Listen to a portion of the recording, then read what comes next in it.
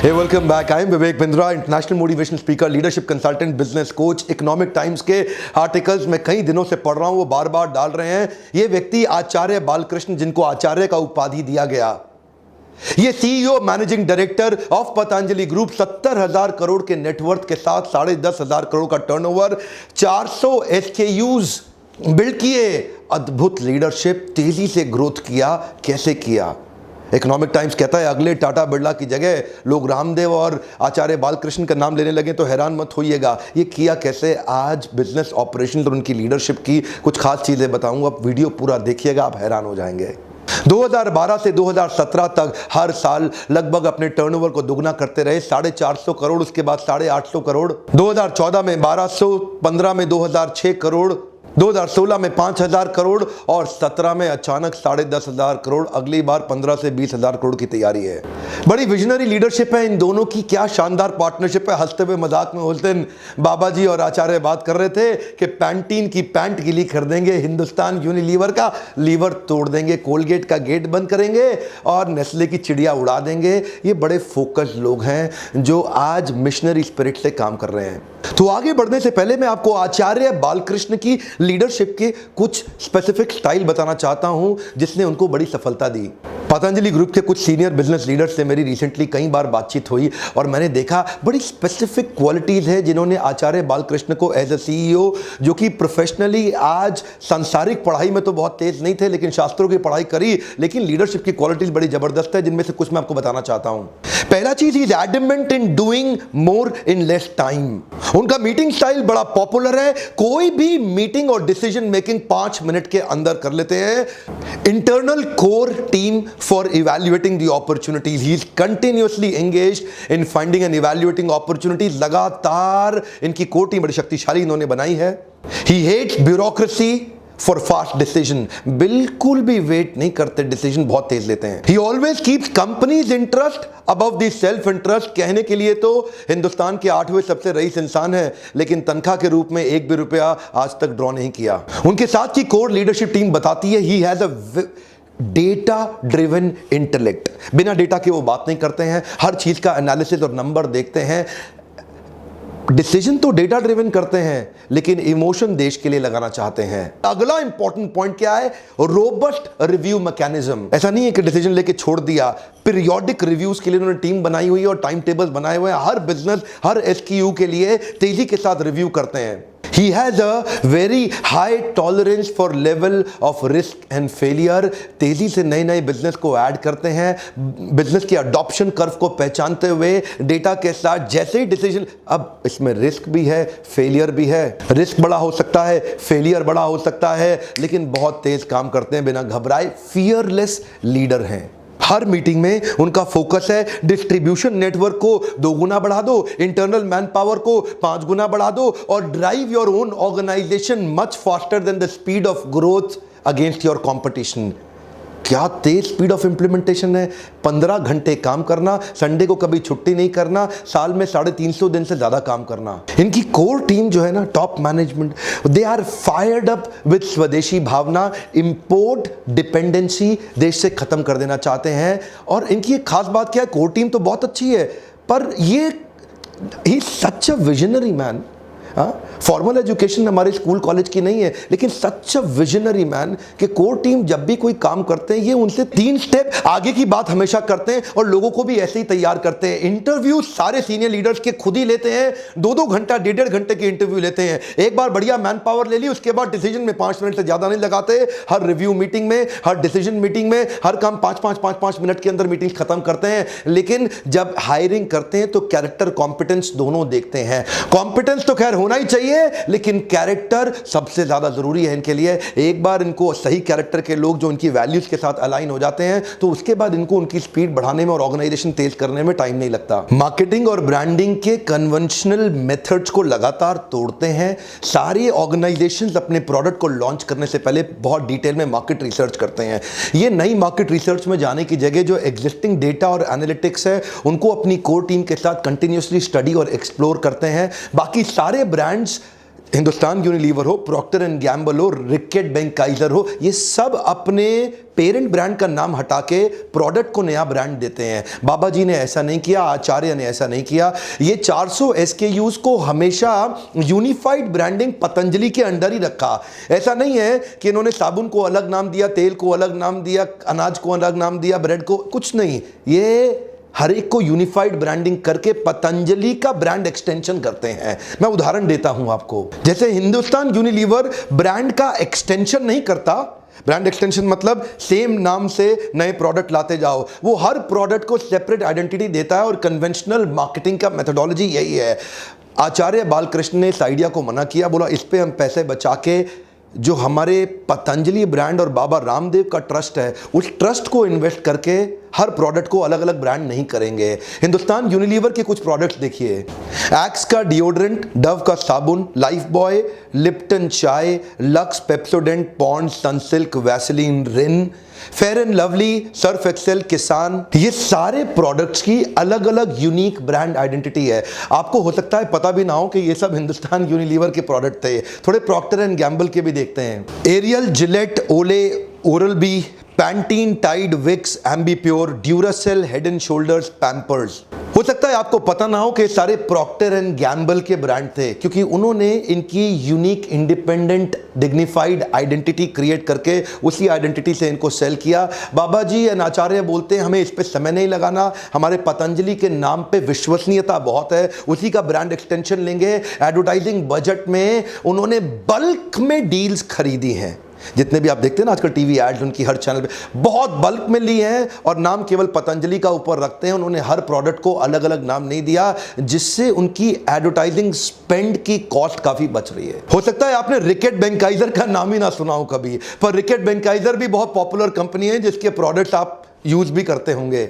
Dettol, Harpic, Lysol, vanish, Strepsils, Mortein, Airwick.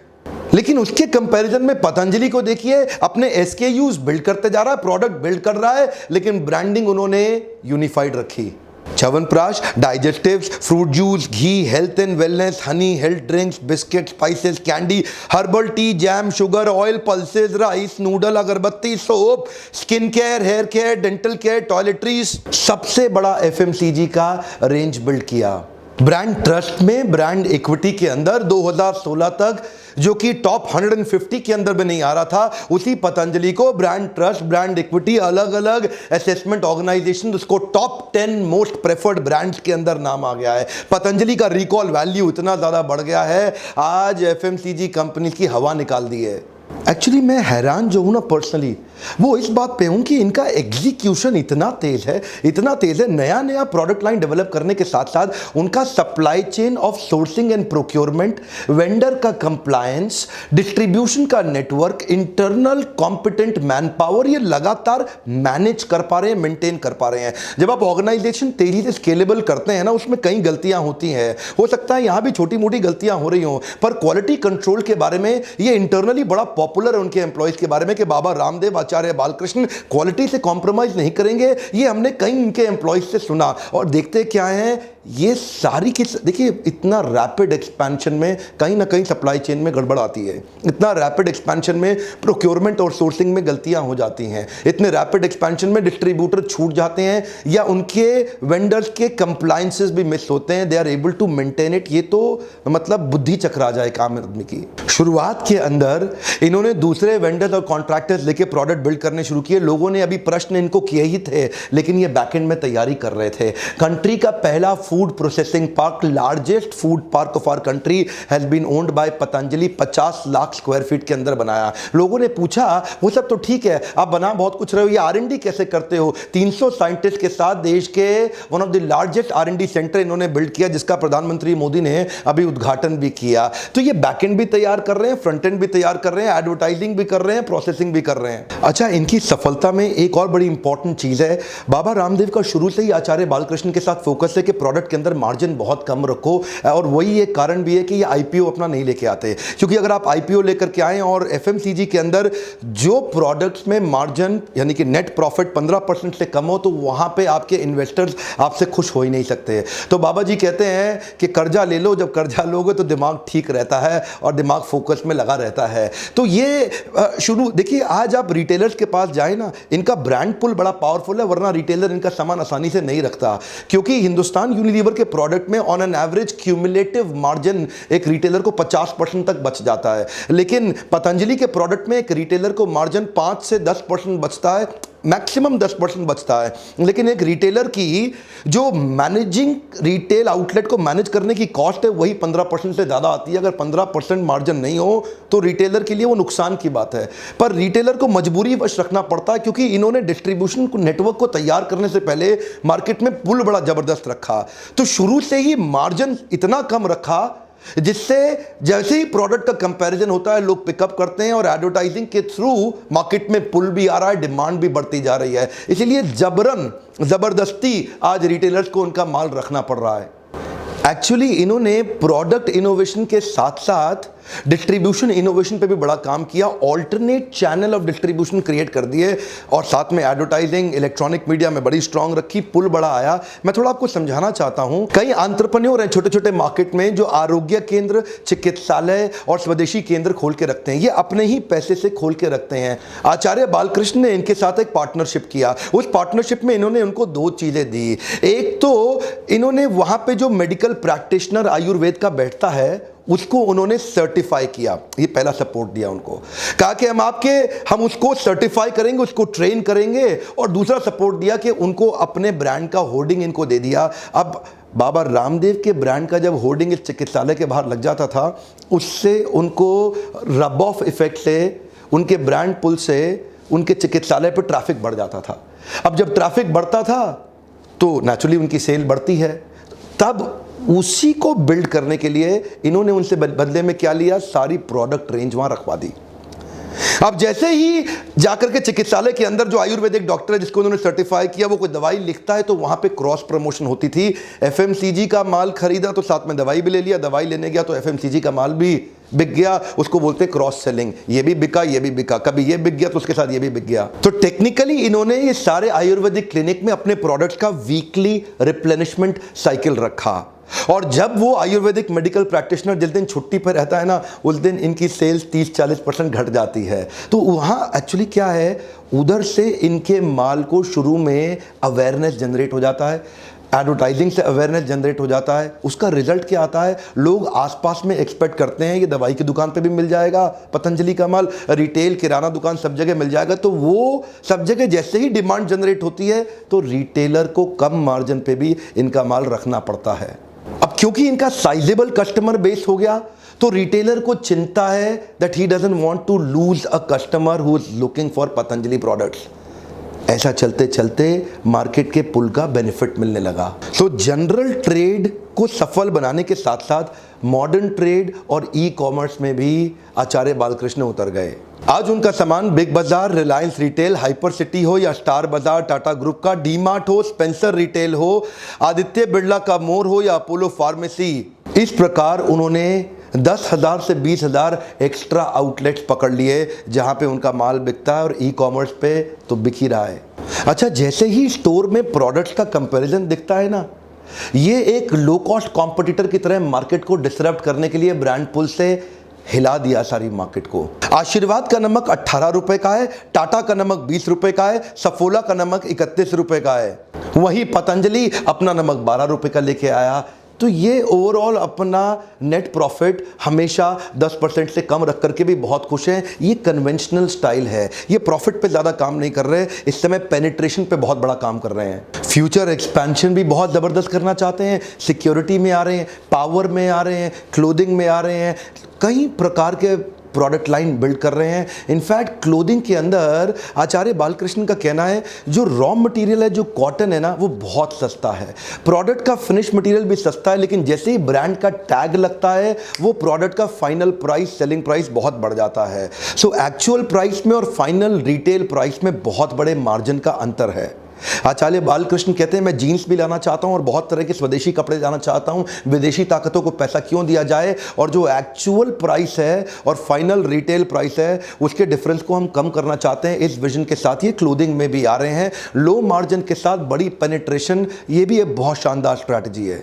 आचार्य बालकृष्ण की story अपने आप में प्रूफ है कि ये सांसारिक पढ़ाई के साथ में आज के कमजोर एमबीए के कॉलेजेस जिन्होंने कई ग्रेजुएट्स प्रोड्यूस किए, जो सारे बड़े मल्टीनेशनल्स के साथ काम कर रहे हैं, लेकिन वो उतना तेज ग्रोथ रेट नहीं ला सके। ये विजन चाहिए, वो पावरफुल प्रोडक्ट हम लोग अपने लीडरशिप फनल प्रोग्राम में कराते हैं। आप भी आते हैं लीडरशिप फनल प्रोग्राम में। अब कई केस स्टडीज हमारे पास हो गई हैं जो लोग सफल हो रहे हैं, अपने आप को स्केल अप कर रहे हैं। आप भी लीडरशिप फनल में आइए, कई डिटेल केस स्टडीज के साथ हम लोग ले रहे हैं। और देखिए, ये बोर्ड लाइन नंबर पे आप दिन हो या रात हो, जब भी इस वीडियो को देखें फोन जरूर करें और पता लगाएं अगली तारीख कब की है। कभी हम दिल्ली में करते हैं, कभी मुंबई में करते हैं। आप अपनी सीट ब्लॉक करिए, सीट्स बहुत लिमिटेड है। एक लिमिटेड बैच के साथ हम उनको 6 महीने तक ट्रेन करते हैं। आप मुझसे मिलते हैं 5 दिन के लिए और 6 महीने तक ई लर्निंग प्लेटफॉर्म में हम आपको लगातार ट्रेन करते हैं। आपको 6 महीने मुझसे मिलना नहीं पड़ेगा, मिलना है आपको 5 दिन के लिए, और डिजिटली हम लोग 6 महीने इस प्रोग्राम को रन करेंगे। हाँ, और एक खास बात मेरे पिछले वीडियो से मैंने ऑब्जर्व किया, नीचे कॉमेंट्स में आपने बताया आपको शाओमी का वीडियो देखना है, आपको नोकिया का केस स्टडी देखना है,